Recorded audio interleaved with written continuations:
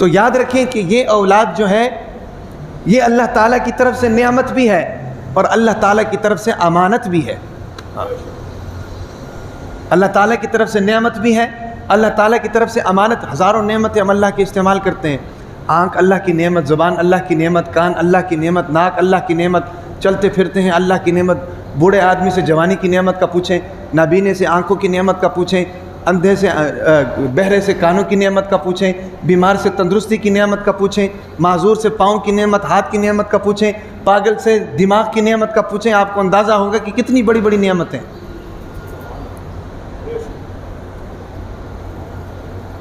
تو اسی طریقے سے یاد رکھیں یہ اولاد ان ساری نعمتوں سے اوپر ہے. اولاد نعمت بھی ہے، امانت بھی ہے. امانت کا اصول، نعمت کے بارے میں تو اصول یہ ہے، قرآن کہتا ہے ثم لتسألن یومئذ عن النعیم. قیامت کے دن ہر نعمت کے بارے میں پوچھا جائے گا. بتاؤ اتنا مال دیا تھا کہاں لگا کر آئے ہو، اتنی جوانی دی تھی کہاں لگا کر آئے ہو، اتنا بینک بیلنس دیا تھا، اتنا کاروبار دیا تھا، اتنی اولاد دی تھی کیا کر آئے ہو، اتنا علم دیا تھا کیا کر آئے ہو، کہاں لگا کر آئے ہو، کس کو سکھا کر آئے ہو، اتنی صلاحیتیں دی تھیں، ان صلاحیتوں کو دین کے اوپر کتنا خرچ کر کے آئے ہو. بتاؤ ہر نعمت کے بارے میں سوال ہوگا. اور امانت کا اصول کیا ہے، امانت کا مفہوم کیا ہے؟ امانت کا مفہوم یہ ہے کہ جس نے جو چیز امانتاً آپ کو دی ہے بعین ہی وہ چیز اسی طریقے سے اس کے حوالے کیا جائے. یہ ہے امانت کا مفہوم.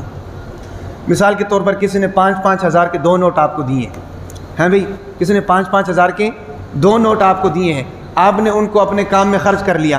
جب وہ مانگے تو آپ ہزار کے 10 نوٹ دے دو تو آپ نے امانت میں خیانت کی. یا آپ نے ان 5 ہزار کی جگہ پر کوئی اور 5 ہزار دے دیے تب بھی آپ نے امانت میں خیانت کی.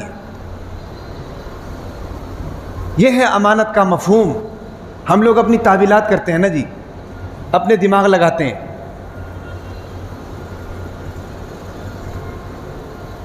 تو اسی طریقے سے یہ امانت کی بعین ہی اسی طریقے سے واپسی یہ شرط ہے. دیکھو نا، یہ ہمارا اتنا بڑا جسم یہ اللہ کی امانت ہے نا جی.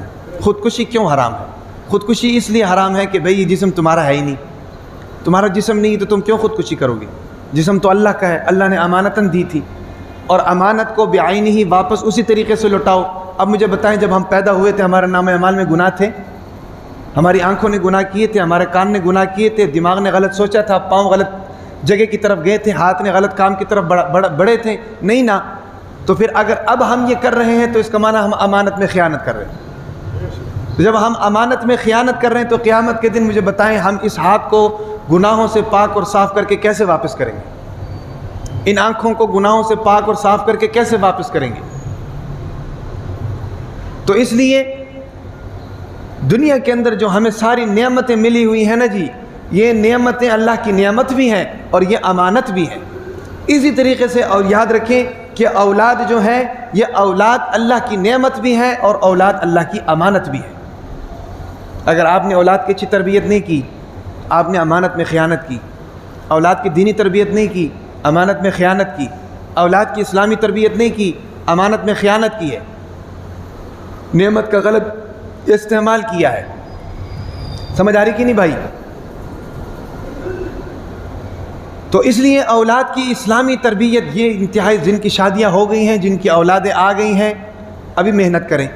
نہیں کر سکتے ہیں تو ان کی اولادوں کا انتظار کریں، ان پر محنت کریں. یہی آپ کی غلطیوں کا کفارہ ہے. تو اولاد کی تربیت یہ انتہائی ضروری ہے. یاد رکھیں اولاد کی تربیت کہاں سے شروع ہوتی ہے؟ ایک سوال پیدا ہوتا ہے، اولاد کی تربیت کہاں سے شروع ہوتی ہے؟ یاد رکھیں اولاد کی تربیت نیک ماں کے انتخاب سے شروع ہوتی ہے.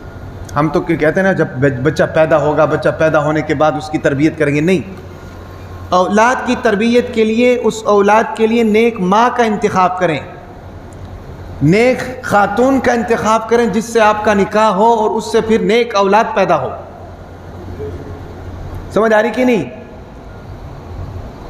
نیک اللہ کے نبی حضور نبی اکرم صلی اللہ علیہ وسلم نے کیا فرمایا کہ عورت سے 4 وجہوں سے نکاح کیا جاتا ہے: لحسبها، لنسبها، لجمالها، لدینها.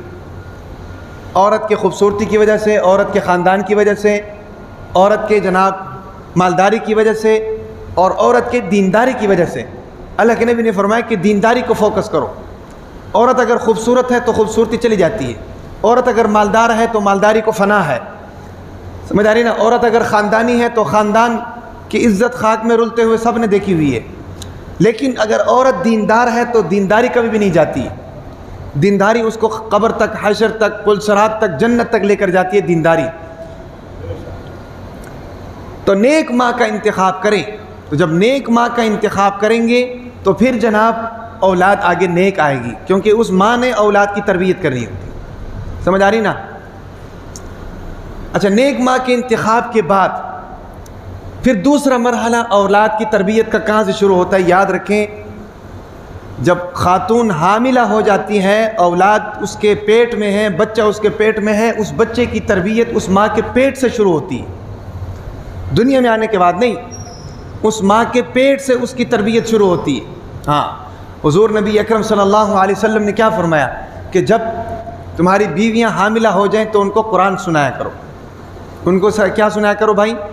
قرآن سنایا کرو، کیونکہ وہ بیوی خاتون قرآن سنتی ہے تو اس قرآن کا اثر اس بچے تک جاتا ہے۔ دیکھو نا بھائی، بچہ پیٹ میں ہے تو بچہ پلتا کیسے ہے؟ ماں خوراک کھاتی تو بچہ پلتا ہے نا جی۔ تو ماں جو منہ سے کھائے گی، جو کان سے سنے گی، جو آنکھ سے دیکھے گی، وہ بچے کی طرح منتقل ہوتا ہے۔ اگر جسمانی طور پر، ظاہری طور پر خوراک بچے کو لگ سکتی ہے تو روحانی طور پر نیک اعمال کا اثر بچے کے اوپر کیوں نہیں ہو سکتا؟ جب عورت حاملہ ہو جاتی ہے، آج کل کے دور میں تو جناب جیسے ہی عورت کی پریگننسی شروع ہوتی ہے، اس کی ڈیلیوری تک جناب لمحہ بلمحہ ڈاکٹرز دیکھتے رہتے ہیں اور اس کو دوائی دیتے رہتے ہیں۔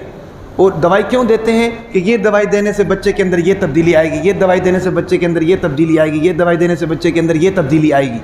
ابھی اگر دوائی سے بچے کے اندر تبدیلی آ سکتی ہے تو قرآن سے کیوں نہیں آ سکتی؟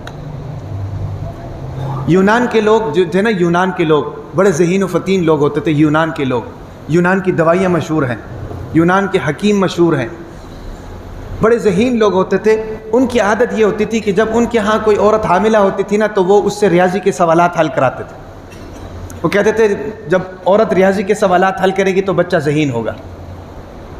ایران کے لوگ جو ہوتے تھے نا، ایران کے لوگ، ان کے ہاں جب عورت حاملہ ہوتی تھی تو اس کو باغوں کا سیل کرواتے تھے، باغوں میں لے کے جاتے تھے، پھلوں میں لے کے جاتے تھے، پھولوں میں لے کے جاتے تھے، تاکہ عورت کی طبیعت کے اندر فرحت پیدا ہو اور اس کا اچھا اثر بچے کے اوپر پڑے۔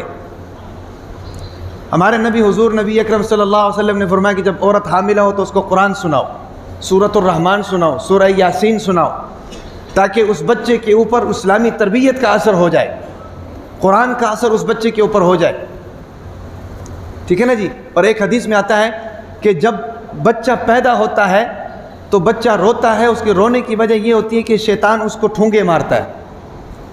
ڈاکٹر، ہر ایک کی اپنی لوجک ہے، ڈاکٹر کہتے ہیں کہ بچے کا رونا ضروری ہے، بچہ نہیں روتا ہے تو پھر ڈاکٹر پریشان ہوتے ہیں، ان کی ایک اپنی لوجک ہے، ان کا ایک اپنا سائنس ہے۔ لیکن شریعت یہ کہتی ہے کہ بچہ روتا اس وقت ہے جب شیطان اس کو ٹھونگے مارتا ہے، اور جب وہ روتا ہے تو شیطان اپنی انگلی اس کے منہ میں ڈال دیتا ہے۔ تو علماء فرماتے ہیں کہ بھائی ایسے موقع پر ایک ایسی خاتون اس کے ساتھ ہونی چاہیے جو پاک باز خاتون ہو۔ جیسے ہی بچہ پیدا ہو بچے کو آیت الکرسی پھونک دے۔ آیت الکرسی جناب اس کی پروٹیکٹ کرے گی، شیطان سے اس کو دور کرے گی۔ شیطان جب اپنی انگلی اس کے منہ میں ڈال دیتا ہے نا تو انگلی اس کے منہ میں ڈال کے کہتا ہے کہ اب یہ ہمارا ہو گیا، اور واقعی آج کل کے بچوں کو دیکھ کر یہی لگتا ہے۔